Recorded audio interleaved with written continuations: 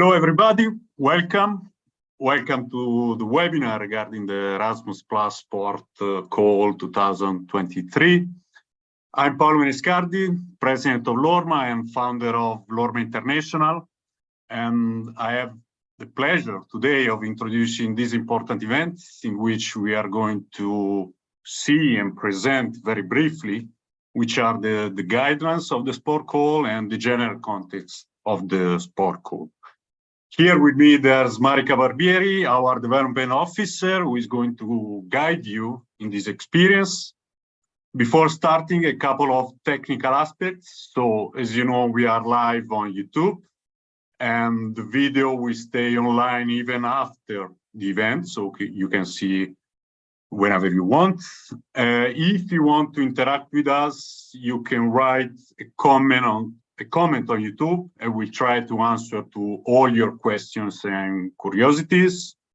We don't want to make a long event, so if you have many questions, in case of many questions, we are going to plan another webinar in the upcoming days or weeks.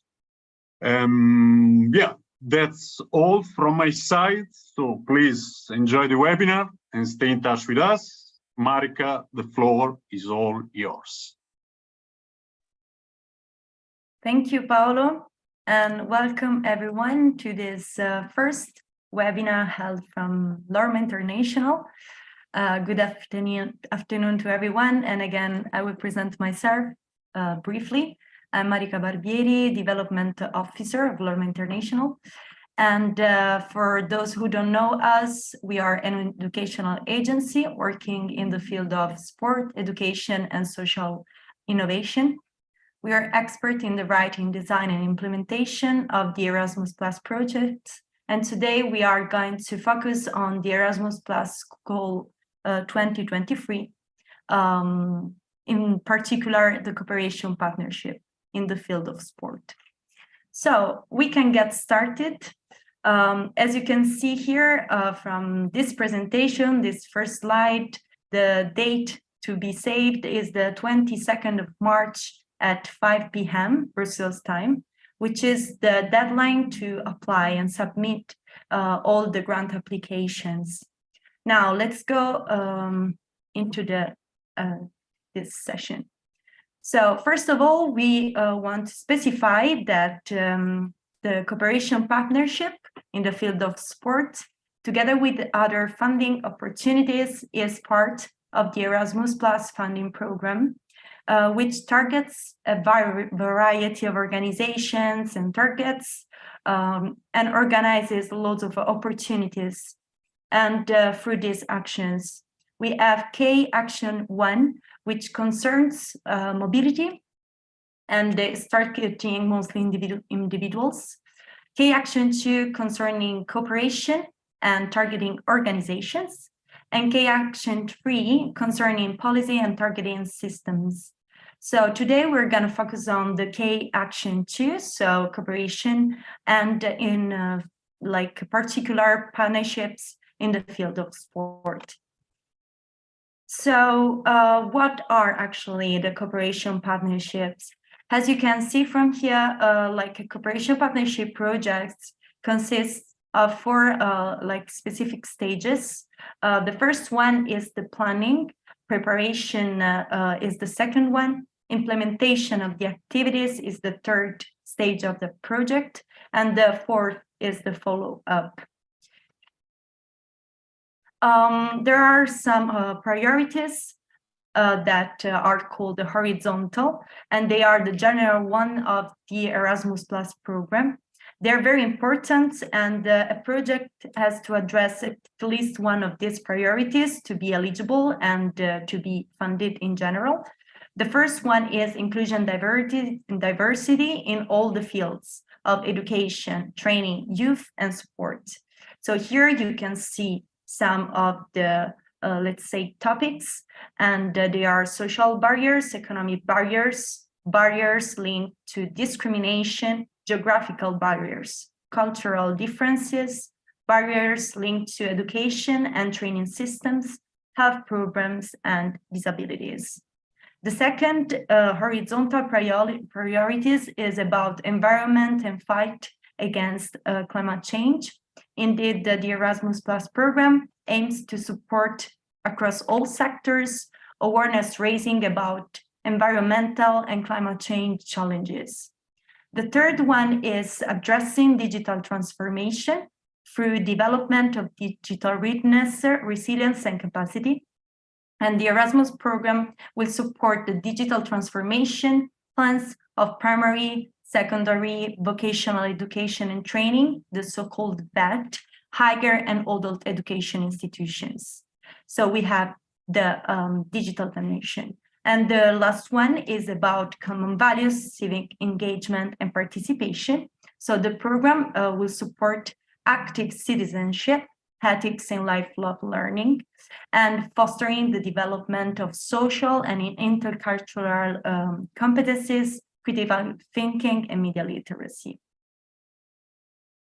Now, focusing on the reason why we're actually all here, I would like to talk more about the cooperation partnerships. In general, they actually aim at these 4 objectives that are here written: the increasing quality in the work, activities, and practices of organizations and institutions involved, opening up to new actors, not naturally included within one sector. Second one is the building capacity of organizations to work transnationally and across sectors. Third, addressing common needs and priorities in the fields of education, training, youth, and sport. And fourth, enabling transformation and change, leading to improvements and new approaches in proportion to the context of each organization. So next slide. We can now start focusing on the specific priorities of the cooperation partnership in the field of sport. So this priority will be given to partnership which contribute to the implementation of key policy documents, such as the EU Work Plan for Sport, or the Council recommendation of health financing physical activities.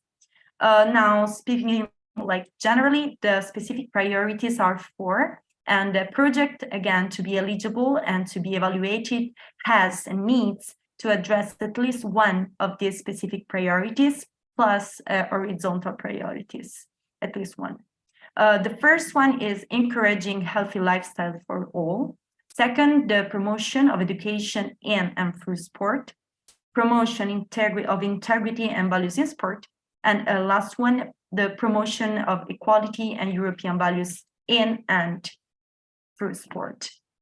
Now, going more into details in these specific priorities, the first one, so when we're speaking about encouraging healthy lifestyle for all, is about the implementation of the 3 pillars of the Healthy Lifestyle for All initiative, implementation of the Council recommendation on health enhancing physical activity and EU physical activity guidelines, support to the implementation of the European Week of Sport, promotion of sport and physical activity as a tool for health, promotion of all activities encouraging the practice of sport and physical activity, promotion of traditional sport and games. Just one thing to, clarify, it's really important not only to specify horizontal priorities and at least one specific priorities, but also to, while you're designing your project idea, to also focus on at least one of these, let's call them letters. So for example, a project should focus on at least, for example, the implementation of the 3 pillars of the Healthy Lifestyle for All initiative, but it can also focus on, together with this, for example, the promotion of traditional sport and games. The second specific priorities is about promoting integrity and values in sport. So here we have to go deep in more. The focus on combating the usage of doping, combating match fixing, and corruption in sport, improving good governance in sport, and promoting the positive values of sport. The third specific priority is about the promotion of education in and through sport. supporting skills development in sport, encouraging dual career of athletes, promoting the quality of coaching and staff, using mobility as a tool for improving qualification, and promoting employability for sport. Of course, all this information are in the guideline, but here we have just, let's say, created a resume with the main important aspects. But all this information are in the guideline, in the part related to the cooperation partnership in the field of sport. The fourth and last specific priority is about the promotion of equality and European values in and through sport, focusing on the equality in sport, including gender equality, European values, including using sport as a means for peace and inclusion, and C, the values of non-discrimination of any ground, anti-racism, openness, and tolerance to others. Of course, once a project is, let's say, submitted, he has to respond to all these 4 award criteria, which means that the project has to be relevant. The quality of the project design and implementation has to be high and sufficient. And the quality of the partnership and cooperation arrangements has to be sufficient too. So, which means that to, let's say, guarantee a good implementation of the project, the cooperation partnership should involve the most appropriate and diverse range of partners in order to benefit from their different background, experience, profiles, and expertise, in order to produce high quality and relevant project results. And the last thing is about the impact at local, international, worldwide, let's say, level. So, which are the activities and expected outcomes? Of course, in this case, we are mentioning some of the main important ones. Every project has to have a strong management behind. So project management and the activities in this case have to ensure the adequate planning, implementation, and follow-up. Implementation activities, for example, networking ones, online or in place activities, meetings, working sessions to exchange practices and to develop results. These activities may also involve the participation, of course, of staff and learners, provided that their participation contributes to the achievement of project objectives. So all these activities and expected outcomes have to be inserted in the project application in the specific box. Last one, sharing promotional activities. For example, the organization of conferences, sessions, events aimed at sharing, explaining, and promoting the results of a project. And then usually in a project application, there is a work package dedicated to the dissemination for the promotion of the activities to, of course, reach as many people as possible, even outside of the project. Now, speaking about the budget, the proposed funding model consists of a menu of 3 single lump sums, which is, let's say, one of the news. Not really, but during the last years, we have this news, so the lump sums. And if you have questions about this, please write it in the comments, or we will think about organizing maybe a next webinar on this, corresponding to the total grant amount for the project. So the budget can be of 120,000 euros, 250 and 400, of course, depending on the number of partners, of the work packages, deliverables, activities, and so on. So the budget has to be coherent with the activities and goals that want to be reached through the project. So applicants will choose between the 3 predefined amounts according to the activities they want to undertake and the results that they want to achieve. So now, speaking about the role of participating organizations, of course, just one organization can apply, and there is a minimum of 3 partners and no maximum, no limit of partners that can be involved in the project. But now I want to focus more on the applicants, so the ones who are going to submit the project proposal, the project application. Who can apply to cooperation partnerships in the field of sport? Any participating organization which is established in an European member state, so one of the 27 European member states, or any third country associated to the program can be applicant. Which are the third countries associated to the program? Iceland, Liechtenstein, Norway, Republic of North Macedonia, Serbia, and Turkey. Who can participate as a partner? Any public or private organization which is established in a European member state or third country associated to the program, or in any third country not associated to the program of the world. So we're speaking about region 1, 2, 3, 9, 10, and 11. For this, if you want to have the list of the countries which are part of the third country associated to the program, not associated to the program, I advise you to see section eligible countries, which is in part A of the manual, of the guideline. And you will find the link here at the last, let's say, slide of this webinar, and also in the comments. So, which is the number now and profile of the participating organizations? A cooperation partnership is a transnational project and involves minimum 3 organizations that can be from 3 different EU member states or third countries associated to the program. There is no maximum, no limit of number of participating organizations.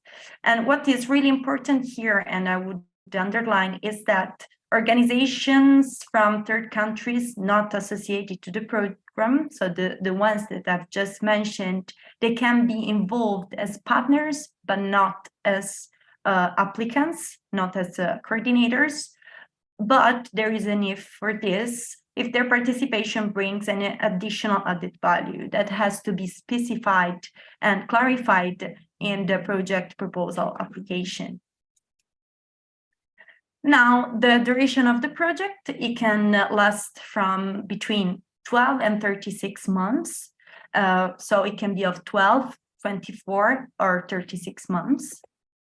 And here there are, you can find again, like the just mentioned useful links. So the Erasmus Plus program guide, that it's really important to be read in order to have all the details that I've already talked about, plus more information, of course, also about the other actions of the Erasmus Plus program. And here there's also the link of the Funding and Tenders portal, which is the portal where the project applications can be submitted. In this case, speaking about the cooperation partnership in the field of sport, by the 22nd of March at 5 p.m. Brussels time. So my presentation regarding the cooperation partnership is now ended. Again, if you have some questions, please write them in the comments. We will try to answer as much as possible, as much as we can. And I would now really briefly, again, present ourselves, so who we are. Lerma International is the international sector of Lerma, a professional educational agency working in the field of sport, education, social entrepreneurship since 2000. Here you can find some information about us, but in general, we are very expert in the writing and designing of European projects, not only cooperation partnerships in the field of sport, but also capacity buildings in the field of youth. From this year, also virtual exchanges. And in general, we are also expert in the implementation and follow-up of European projects. Over the last 8 years, we have specialized in the designing, writing, and implementation of European projects, always focusing on our 3 topics: sport education and social entrepreneurship. Here you can find the link. And Now, I leave you all, thanking you for your attention and for attending this webinar. Here you can find my email, but of course, now I'm open to any question. So thank you once again for being here. So it seems that there are no questions. So I think we can close the session. Okay. Okay, so thank you, everyone. I just want to leave you with this information. We are planning to organize a second webinar in January. So yeah, stay tuned about this, and thank you again, once again, for attending. Have a nice evening.